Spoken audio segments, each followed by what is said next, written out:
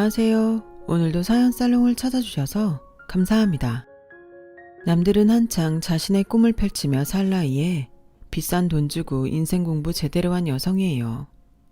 사랑에도 유효기간이 있다고 하죠. 3년이라던가요.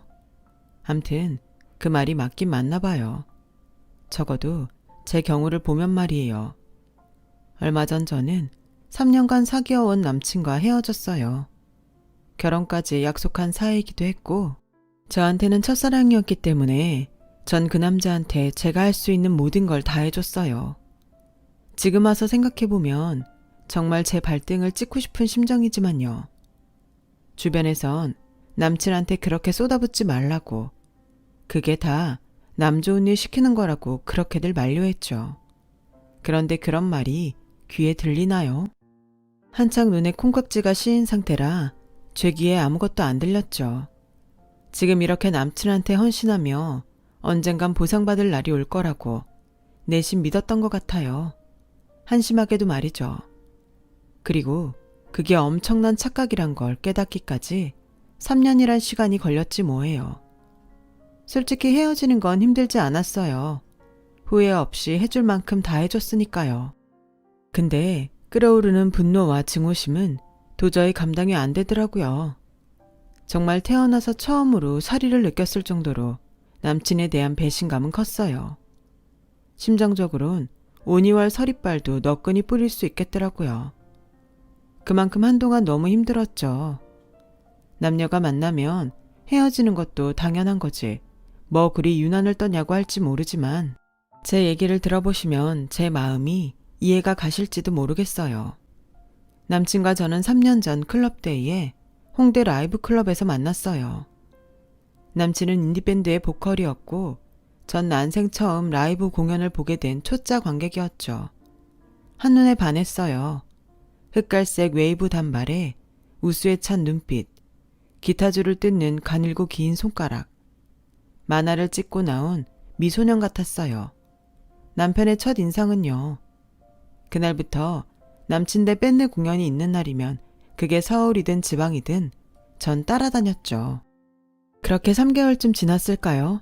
남친과 밴드 멤버들이 제 얼굴을 기억해 주더군요. 홍대 거리에서 우연히 마주쳐도 먼저 눈인사를 해주곤 했어요. 아, 처음 남친으로부터 인사를 받았던 그날은 정말 잊을 수가 없어요. 그건 마치 슈퍼스타가 수많은 사람들 중 저를 알아보곤 먼저 인사를 건넨 것 같은 느낌이었죠. 남들이 보기엔 듣보잡이었을 테지만 말이에요. 암튼 그렇게 안면을 트고부터는 몇몇 팬들과 더불어 공연 뒤풀이에도 함께 참석하게 됐어요. 뒤풀이라고 해봐야 홍대 놀이터에서 새우깡에 깡소주를 마시거나 여유가 있으면 저렴한 냉동 삼겹살집에서 소주잔을 기울이는 게 고작이었지만 말이에요. 그땐 그래도 그게 얼마나 좋던지. 그러던 어느 날이었어요. 남친한테 문자가 온 거예요. 깜짝 놀랐죠. 솔직히 제 번호를 알고 있는지조차 몰랐거든요. 수정씨, 나 강민인데 지금 와줄 수 있어? 땡땡 클럽으로.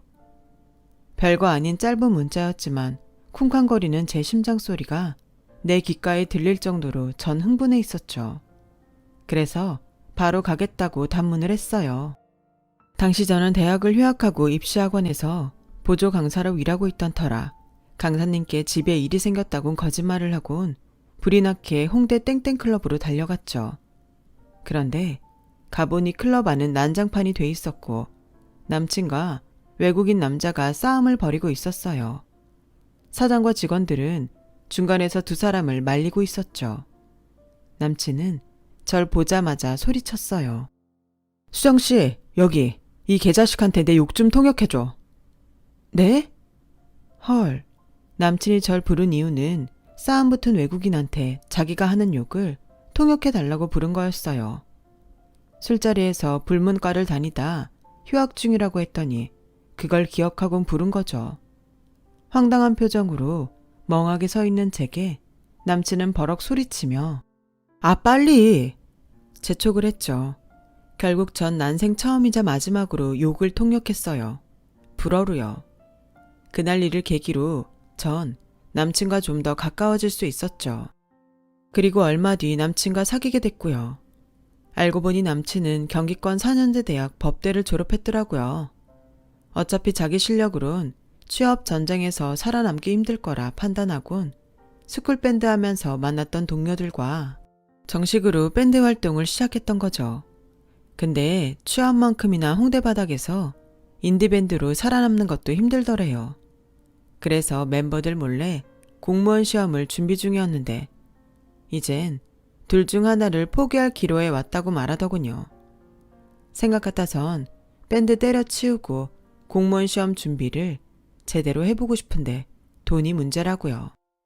지금껏 개판으로 살던 자신한테 엄마가 지원해 주실 리도 없고 알바 뛰며 공부하자니 능률이 안 오를 것 같다고요. 그럼 내가 도와줄게. 내가 벌어서 자기 뒷바라지 하겠다고. 남친은 자기 생각해주는 사람은 나밖에 없다며 엄청 고마워했죠. 나 정말 열심히 공부할게. 시험 합격하면 바로 결혼하자. 알았지? 전 평강공주라도 된 심정으로 그날부터 알바도 늘리고 돈 버는 일에 열중했어요. 남친의 성공이 내 성공이다 생각하면서요. 남친은 남친대로 밴드를 탈퇴하고 공부에 전념했어요. 공시 전문학원에 등록을 하곤 독서실도 끊어서 공부에 매진했죠. 그렇게 몇 개월이 지나자 남친은 밴드 활동을 하던 때와는 전혀 다른 공시생으로 변해 있었죠. 학원 보조 강사 일만으론 벌이가 시원찮았던 저는 고등학교 동창과 함께 인터넷 쇼핑몰을 시작했어요. 낮에는 학원에서 일하고 밤에는 동대문 시장으로 사입을 하러 다녔죠. 돈은 없고 열정만 가득한 처지였기에 친구와 전 피팅 모델도 우리가 직접 하면서 일당 100 정신으로 운영을 했어요. 그래서 오히려 현실적인 느낌이 났는지 고객들한테 더 가깝게 다가갈 수 있었죠. 몸매 잘 빠진 모델들 핏만 보다가 평범한 사람이 입었을 때의 핏을 보곤 마치 자신이 입었을 때를 연상할 수 있었던 모양이에요.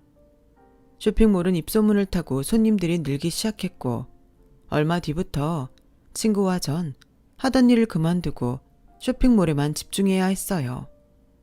매출이 늘어가는 걸 보는 재미에 힘들어도 힘든 줄 모르고 일했고요. 그러는 동안 남친은 열공을 했죠. 제가 대주는 카드와 돈으로 학원을 등록하고 독서실을 다니다 고시원으로 바꾸었어도 그 고시원비도 내고 밥을 사 먹고 커피도 마시고요. 그렇게 우리 커플은 각자의 자리에서 최선을 다하며 지냈어요. 하지만 남친의 합격 소식은 들리지 않았고 그럴수록 남친은 예민해져 갔죠. 공시생 생활 초반엔 남친을 응원하러 노량진으로 자주 가곤 했었는데 남친이 절 보는 걸 불편해한다는 걸 알게 된 이후로는 자주 안 가게 되더라고요. 여친 돈으로 공부하고 먹고 살면서 뚜렷한 성과를 보이지 못하니 얼마나 미안하고 창피하겠어요. 그런 줄 알았는데 그게 아니더라고요. 저 몰래 바람을 피우고 있었던 거였어요. 글쎄 주변 사람들한테 절 여동생이라고 속여왔지 뭐예요. 엄마 심부름으로 반찬 나르고 옷 갖다 주는 친동생이요. 아, 생양아치 같은. 제가 준 돈과 카드로 데이트도 하고 여친한테 밥도 사 먹이고 커피도 사 먹이고 옷도 사주고 했던 거죠. 근데 이보다 더 큰 배신이 뭔지 아세요? 공무원 시험에 합격을 하고도 저한테 비밀로 했다는 거예요. 하도 연락이 안 되길래 직접 남친이 사는 고시원에 찾아갔더니 글쎄 고시원 총무가 이러는 거예요. 축하해요. 오빤 잘 있죠? 영문을 모르는 전 되물었죠. 축하라뇨? 무슨 축하요? 그랬더니 남친이 지난해 가을 공무원 시험에 합격해 고시원을 나갔다더군요. 황당했어요. 반년이 다 되도록 저한텐 합격한 사실을 숨기고 있었거든요. 심지어 지난달에 만났을 때도 별말이 없었죠. 전 남친한테 전화를 걸었어요. 그랬더니 통화 거절 메시지로 넘어가더군요. 그리곤 잠시 뒤 문자가 왔어요. 수업 중이야. 나중에 전화할게. 기가 막혔어요. 상황이 이렇게 되니 의심이 꼬리를 물게 되더라고요. 그래서 밴드 멤버들을 찾아가 남친과 연락이 되냐고 물었죠. 처음엔 안 된다고 하더군요. 그러다 제 상황을 이야기하니까 자기들도 황당해하면서 하나 둘 털어놓는데 이건 뭐 식스센스급 반전이더라고요. 미니 그 자식 처음부터 수정씨 등쳐먹으려고 접근한 거예요. 실컷 빨아먹다 버릴 셈으로요. 근데 아직까지 만나고 있었는지 몰랐네요. 작년에 공무원 시험 붙고 연락이 왔더라고요. 자기 약혼자랑 다 같이 한번 보자고. 약혼자요? 믿을 수가 없었죠. 네, 미니보다 1년 먼저 공무원 시험에 합격해서 그동안 미니 뒷바라지하고 있었대요. 그래서 우린 당연히 수정씨랑은 끝난 줄 알았죠. 미니가 시험에 합격하면 그 여자랑 바로 결혼할 거라고 했으니까요. 그동안 남친은 절 완벽하게 속이곤 양다리를 걸쳤던 거예요. 그리곤 앞길 탄탄한 공무원인 지금의 여친을 택한 거고요. 너무 황당하고 화가 나서 손끝이 파르르 떨리더라고요. 머릿속이 하얗게 날리는 것 같았어요. 아무 생각도 안 날 정도로요. 그런 절 보곤 불쌍했던지 밴드 멤버들은 남친이 근무하는 곳을 알려주었어요. 자신들이 말했다는 건 비밀로 해달라면서요. 전 알겠다고 하곤 자리를 털고 일어났죠. 그날 이후 전 얼마 동안 남친을 미행했어요. 그리곤 몇 가지 상황을 알게 됐죠. 남친이 곧 결혼을 할 예정이란 것과 이미 약혼녀와 동거 중이라는 사실을요. 그러는 와중에도 그는 돈이 부족해 급했던지 어느 날 제가 빌려준 카드로 밥을 사 먹고 커피를 사 마시고 극장에서 영화도 보더군요. 이건 보나마나 데이트 스케줄 아닌가요? 약혼녀라는 사람과 있었던 거겠죠. 남친이 카드를 사용할 때마다 제 폰으로 사용 내용 문자가 온다는 걸 무시하는 건지. 그때 정말 알겠더군요. 이놈이 저를 얼마나 호구로 보는지요. 극장에서 표와 더불어 팝콘과 콜라 세트를 구매한 내용 문자가 뜨길래 남친한테 문자를 했죠. 극장 갔어? 누구랑? 그랬더니 당장 전화를 하더군요. 2달 가까이 제 전화를 씹던 인간이요. 야, 너 지금 나 미행해? 그래, 잠깐 머리 식히려고 친구랑 극장에 좀 왔다. 그래서 뭐? 오히려 저한테 신경질을 내더라고요. 그래서 방금 카드 사용 내용 문자를 받았다고 얘기를 하곤 그동안 왜 전화를 안 받았냐고 물었죠. 그랬더니 몰라서 물어? 쪽팔려서 그랬다. 너 보기 미안해서. 꼭 이런 말을 내 입으로 하게 하냐 넌? 용돈 좀 대준다고 유세 부리는 거야 뭐야. 이럴 거면 카드 도로 가져가. 막말로 나 공무원 되면 나만 줬냐? 철밥통 공무원 남편 얻는 건데 넌 안 줬냐고. 내가 시험에 붙어야 네가 나한테 뒷바라지 하느라 들어간 돈도 받을 거 아냐. 줄 생각은 있고? 뭐? 야, 누가 안 갚는데? 이자까지 쳐서 갚아줄 테니까 걱정 마. 이게 진짜 사람을 우습게 알고 있어. 끊어. 남친은 성질을 내며 전화를 끊었어요. 아주 끝까지 절 기망하면서 말이죠. 이런 놈이라면 더 이상 정에 얽매일 필요가 없다는 생각이 들더라고요. 그래서 그 길로 법률구조공단을 찾아갔어요. 상담 변호사님께 현재 제 상황을 설명하곤 앞으로 어떻게 대처해야 할지 설명을 들었어요. 그리고 그 준비가 얼추된 시점에 밴드 멤버를 통해 남친의 결혼 소식을 듣게 됐어요. 남친의 결혼식 날을 디데이로 삼았죠. 그리고 드디어 결혼식 당일. 전 식장으로 찾아갔어요. 식장 입구에서 부모님과 함께 손님들을 맞던 남친은 절 보자 얼굴이 하얗게 질렸죠. 그리곤 절 끌고 밖으로 나가려고 하더군요. 이거 놔. 왜? 내 입이 무섭니? 그래서 밖으로 나가자는 거야? 수정아, 이러지 마. 내가 다 설명할게. 남친은 주변 눈치 살피랴 제 기분 맞추랴 거의 울상이 돼선 제게 매달렸어요. 설명할 필요 없어. 다 알고 왔으니까. 너라면 적진에 홀로 뛰어들면서 무방비 상태로 왔겠니? 오늘 아침에 식장 오면서도 편의점에서 담배까지 샀더라. 내 카드로. 내가 왜 아직 카드를 정지 안 하고 있었을까? 그러니까 닥치고 가만히 있어. 돼지기 싫으면. 나한테 결혼하자고 꼬셔선 그동안 내 카드로 학원 등록하고 고시원비 내고 밥까지 다 사쳐먹었으면서 결혼은 딴 년이랑 하겠다고? 배은망덕도 유분수지. 어떻게 이런 짓을 하냐?